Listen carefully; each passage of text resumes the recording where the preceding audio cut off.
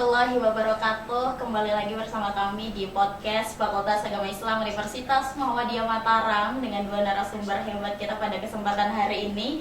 Mungkin kita akan berbincang atau sharing pengalaman terutama di bidang pembelajaran bahasa Arab. Bapak bersama narasumber kita pada hari ini ada Pak Dr. Bambang dari UIN Kiai Haji Ahmad Siddiq Jember. Sudah pindah. Oh, sudah pindah. Pindah kemana Bapak? UIN Sudaitsiwo, Lampung. Oh, sudah ada di Lampung ya teman-teman ya. Oke, kita ralat mungkin ya, tadi yang ada di Jember sudah berpindah ke Lampung gitu. Kemudian sekarang kita ada Pak Dr. Asep ya dari UPI, Universitas Pendidikan Indonesia. Gimana kabarnya nih Pak Dokter? Alhamdulillah kabarnya Baik ya, baik. alhamdulillah. Tadi kira-kira kapan nyampe Lombok nih? Kemarin sore ya. Pertama kali atau memang udah pernah Saya yang sebelumnya? keempat kali. Wih, jadi udah nggak asing ya. Kalau Pak Dokter Bambang gimana? Saya lupa yang keberapa. Oh, Tapi kalau singgah-singgah itu bisa 4 atau 5 itu saya juga lupa. Tapi yang jelas 3 itu lebih. 3 itu lebih ya. Berarti sudah sepertian kalinya gitu ya. Jadi udah lumayan banyak. Jadi Lombok udah nggak asing banget, baik dari wisata dan lain-lainnya ya. Terutama kuliner mungkin Bapak ya. Jadi mungkin tadi kita di awal akan berbincang terkait pembelajaran bahasa Arab mungkin terutama yang ada di prodi PBA di FAI Umat ini. Bapak kira-kira pengalaman Bapak apa sih perbedaan yang kira-kiranya gitu memberikan pembelajaran yang substansionalnya bagi PBA yang ada di Lampung atau di UPI kemudian sama yang ada di prodi FAI Umat. Mungkin kita bisa mengkolerasikan begitu perbedaannya menjadi sebuah apa ya istilahnya kayak perbandingan yang jelas untuk dijadikan sebuah arah yang konkret untuk kita berbenah mungkin ke depannya. Kira-kira dari Pak Dr. Bambang seperti apa? Saya melihat kalau bahasa itu di Lampung dengan di Lombok atau Indonesia secara umum masih mirip modelnya. Dan tadi ketika sedang berbicara mereka juga rata-rata kelemahannya di speaking, maharatul kalam itu pada lemah di situ. Nah, itu adalah fenomena yang mengejala di Indonesia secara umum. Berarti saya melihat kelemahannya itu bisa ditutupi jika yang pertama ada yang namanya bi'ah lughawiyah. Bi'ah lughawiyah itu lingkungan berbahasa yang baik. Jadi meskipun sepintar apapun dia belajar bahasa, tapi kalau tidak dipraktekkan, tidak ada lingkungan yang mendukung, itu akan sulit. Ini sekaligus juga masuk mungkin saran buat kampus ini. Makanya tadi saya sempat singgung yang ma'had itu. Dulu sejarahnya kan bahasa Arab ya.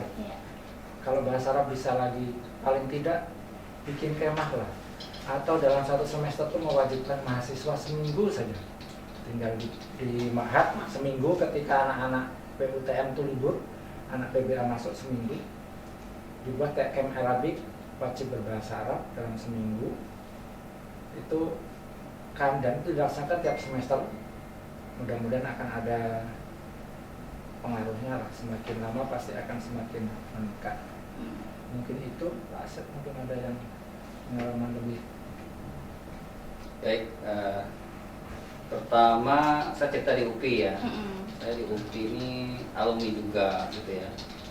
Dulu memang hampir sama tadi kekurangan kita di PTU itu di aspek kalam. Nah, kemudian 2 tahun terakhir kita sudah mencoba ada Korea Alumni. Jadi kami mengadakan kerjasama dengan asrama. Di sini ada ma'had, kita ada asrama yang awalnya itu untuk mahasiswa-mahasiswa luar. Nah, sekarang kita minta satu angkatan untuk prodi bahasa Arab 1 tahun itu diasramakan. Kita ada yang namakan program Korea Alumni. Nah, kegiatannya pertama yang kita fokuskan karena kurikulum kita itu ciri khasnya ada Islamnya, jadi bahasa Arab dan agama gitu ya. Jadi untuk pengembangan kompetensi keagamaan. Yang kedua, mereka fokus menghafal Quran selama di situ 3 juz 1 tahun itu. Gitu ya, ada mata kuliahnya juga di kita ya, mata kuliah tahsin wa tahfidzul Quran. Nah itu di kelas itu minimal 1 juz. Nanti di asrama ditambah selama 1 tahun dia bertambah 2 juz. Nah yang ketiga yang menjadi pokok immersive language-nya itu ada muhadharah 1 pekan 2 kali. Itu muhadharah Arabiyah. Modelnya bisa kolosan atau debat bahasa Arab. Jadi semester 1 ini kita nanti yang dari pondok kita pilih sebagai peer group gitu ya. Nah itu alhamdulillah untuk angkatan sekarang sudah kelihatan hasilnya. Samping itu mereka juga membuat kamus. Jadi kata-kata yang mereka anggap, ini setiap orang beda-beda. Jadi mereka yang belum dapat istilah baru mereka tulis. Yang kita targetkan itu minimal 1 semester 500 kata. Jadi 1 tahun 1000 kata. Gitu. Dan mereka di semester 1 itu harus lulus kalau TOEFL mungkin A1 ya, kalau basicnya CFA. Gitu ya. Nah itu. Nah, kemudian nanti disambungkan dengan beberapa mata kuliah sehingga mereka mau tidak mau harus ikut di asrama, diwajibkan, dan secara biaya lebih murah dibandingkan kos di luar sebetulnya. Nah itu jadi menarik juga, orang tua malah maksain anaknya tahun keduanya pengen tapi nggak bisa. Dia bilang itu 1 tahun harus keluar gitu ya, dan aturan asramanya juga begitu. Nah itu yang kami lakukan karena setiap tahun terulang sehingga kami berpikir keras bahwa ternyata kita ada asrama, dan alhamdulillah setelah audiensi kita diperbolehkan untuk menggunakan asrama itu. Itu usaha kami untuk maharul kalam gitu ya. Keren banget ya. Jadi ini sebuah gambaran dan juga bagaimana kita di umat sendiri terutama ya dapat bisa berbenah menjadi lebih baik. Semoga saja apa yang telah dilakukan di Lampung baik di UPI juga bisa kita aplikasikan ya di Universitas Muhammadiyah Mataram, terutama untuk prodi PBA gitu. Nah kiranya kalau peminat dari bahasa Arab di Lampung ataupun di UPI sendiri bagaimana Pak? Apakah per tiap tahunnya itu terus meningkat atau bagaimana Pak Dr. Bambang?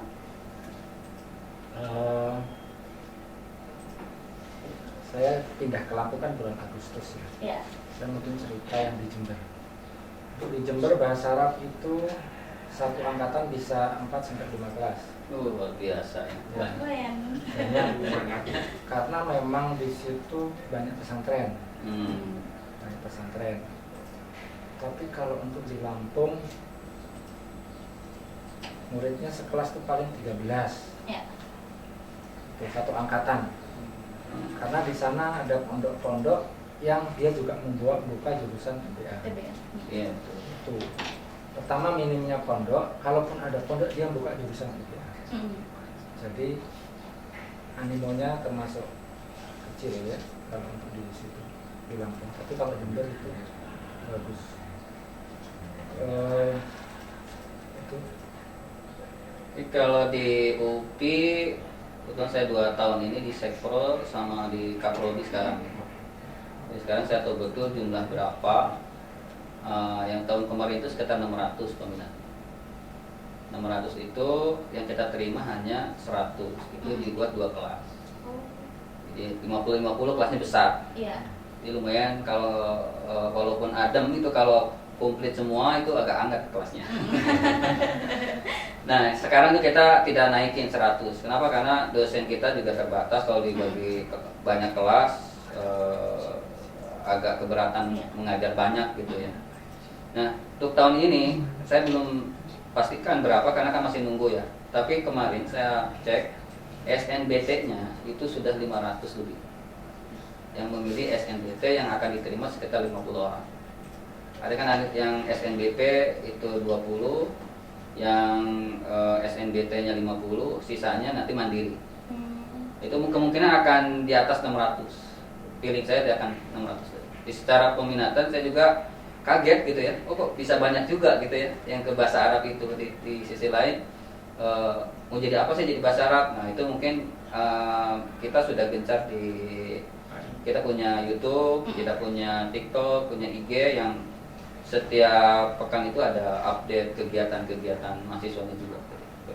Oke. Nah, kalau selain dari media sosial tadi Pak ya, kira-kira bahan promosi apa yang mungkin UPI ataupun yang di Lampung gunakan gitu untuk menarik peminat, terutama untuk teman-teman mahasiswa baru yang ingin bergabung di prodi PBA gitu. Karena kan kita tahu sendiri Pak, Gen Z ini udah semakin konkret ya melihat bagaimana setiap prodi yang akan diminati begitu, terutama untuk mengarah ke langsung pekerjaan begitu. Nah, kira-kira bagaimana sih cara daya tarik untuk menarik promosi mahasiswa baru selain dari media sosial? Apakah dari UPI atau Lampung sendiri turun ke lapangan langsung atau seperti apa Pak Bambang mungkin?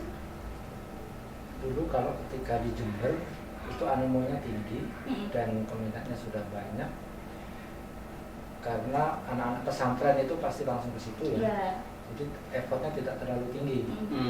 Tapi untuk yang di Lampung itu perlu kerja keras, karena dalam persepsi mereka itu bahasa Arab itu susah. Bahasa yang susah ya. Bahasa yang susah dan persepsi mereka. Akhirnya ya turun satu-satu ke lapangan, atau kemudian dia menawarkan beasiswa, bahkan kayak KIP gitu ya, banyak diberikan khusus untuk prodi-prodi yang sepi peminat. Itu salah satu daya tariknya. Tapi di sini kalau terkait promosi mungkin saya tidak bisa berbicara banyak ya. Saya lebih mau menekankan pada sisi bahwa bahasa Arab itu sebenarnya tidak susah. Dia sebenarnya mudah. Kenapa? Hanya karena kita orang Islam kan setiap hari itu baca Quran, setiap hari sholat, ya, istilah juga. Apalagi sekarang itu kita bisa dapat belajar dari medsos ya, terus kita bisa punya teman asing. Jadi salah satunya ketika saya ngajar itu mewajibkan mahasiswa harus punya teman asing, terus harus ditunjukkan bukti chattingnya, bukti dia sudah video callan, ada voice note-nya, ada suara, sudah ada komunikasinya. Itulah salah satu menjelaskan kepada mereka bahwa bahasa Arab itu bukan sekedar ilmu biasa, tapi dia lebih pada skill atau keterampilan. Dan keterampilan itu bukan dipelajari, tapi digunakan. Cara menggunakannya adalah ya dia dengan punya teman orang asing, orang Arab, sampai dia merasa bahwa dia tidak sedang belajar, tapi sedang berteman, sedang berkomunikasi. Kamu lagi ngapain? Lagi teleponan sama temanku yang di mana? Ini yang ada di Mesir. Terus besoknya dengan yang ada di Mekah. Besoknya lagi, dia ketika dia sudah menikmati proses itu, tanpa sadar nanti bahasa dia akan naik sendiri. Setelah itu maka statement bahwa bahasa Arab itu susah hilang. Dan itu sudah dibuktikan oleh beberapa mahasiswa ya. Jadi beberapa akhirnya mereka ketika di Jember dulu ya, event-event kayak debat, pidato itu bisa di nasional bisa menang pada era itu. Jadi itu akhirnya saya merasa bahwa bahasa Arab itu bukan susah, dia mudah. Dan ini juga berlaku untuk bahasa-bahasa yang lainnya, bahasa asing lainnya. Misalnya kayak bahasa Perancis, susah. Ya susah kalau kita pelajari, tapi kalau kita pakai itu tidak susah. Nah ini beranjak pada pengalaman pribadi. Dulu waktu saya pengen belajar bahasa Arab, itu bahkan saya di awal-awal kuliah tidak buka kamus. Misalnya, kan saya dari tamatan SMA nih, terus ngambil kuliah di Rosat Islamiyah, pengantarnya bahasa Arab semua. Mantap ya. Modal kursus setahun. Kosakatanya banyak yang nggak ngerti. Persiapan. Banyak yang nggak ngerti itu. Tapi saking jadi ada 100 halaman misalnya mata kuliah fikih ibadat. Dalam setiap halaman ada 10-15 kosakata nggak ngerti. Kalau buka kan capek. Akhirnya yang saya lakukan nggak saya buka kamusnya. Ngerti nggak ngerti dibaca aja. Konteksnya aja. Cari konteksnya. Baru tahun-tahun gitu. Lama-lama akhirnya bener-bener nggak buka kamus sampai tamat. Mantap. Ngira-ngira, lama-lama kok ngerti artinya ya. Gitu. Lama-lama ngerti artinya. Lama-lama ngerti artinya meskipun sebagian kadang-kadang untuk negesin mematangkan, oh ternyata artinya itu. Itu satu ya, Mm-mm. bahwa ternyata karena akhirnya dipakai terus, pokoknya yang penting baca, ngerti nggak ngerti dibaca. Itu akhirnya bisa. Terus yang kedua, tinggal dengan orang Aljazair. Jadi bukan dengan orang Indonesia Bisa lagi ya. Ya, akhirnya Mau tidak mau tidak komunikasi. mau komunikasi dan memang menjauh dari orang Indonesia. Di zaman sekarang meskipun tinggalnya di Indonesia tetap bisa. Toh sekarang kita deketan gini atau di kereta, sibuknya dengan teman yang di dunia maya kan. Iya. Jadi Jadi ini. asal nanti dimotivasi, setiap dosen mewajibkan sebagai tugas mahasiswanya untuk punya teman orang yang di sana. Semakin tinggi interaksi, nilainya semakin bagus untuk tugas itu. Itu nanti akan Bagus. membuat mereka Iya. motivasi. Nah, itu. Kalau dari Pak Dokter Asep mungkin ada Dari tambahan? UPI ya, ya promosi kita untuk sebenarnya untuk S1 ini nggak usah promosi sebenarnya. Kalau sudah banyak ya. Sudah Yang banyak. agak ini apa yang S2. Kalau yang S2 kita promosi pakai AdSense-nya di Facebook misalnya ya. Dengan kemudian memunculkan program hibrid. Jadi mereka yang kerja ASN, pegawai tetap yayasan itu sudah bisa hibrid. Sama Pak Dekan juga tadi ngobrol tentang hibrid ya. Saya dosen ini yang belum kuliah cari yang hibrid itu katanya. Itu kita sudah lakukan itu. Alhamdulillah yang tadinya hanya 3-5 per semester sekarang bisa 10, bisa 15 gitu ya. Untuk itu ya. Karena memang ada beberapa kendala bagi yang sudah bekerja gitu. Yang S1 ini alhamdulillah ya tidak kekurangan mahasiswa, bahkan kita menolak banyak mahasiswa untuk S1. Ya menegaskan tadi yang dari Pak Dr. Bambang gitu ya. Saya juga kebetulan memang masuk bahasa Arab itu istilahnya apa? Tidak diinginkan di awal. Tidak direncanakan. Tidak direncanakan. Misalnya ini kan SD, SMP, SMA, kuliah itu di UPI bahasa Arab.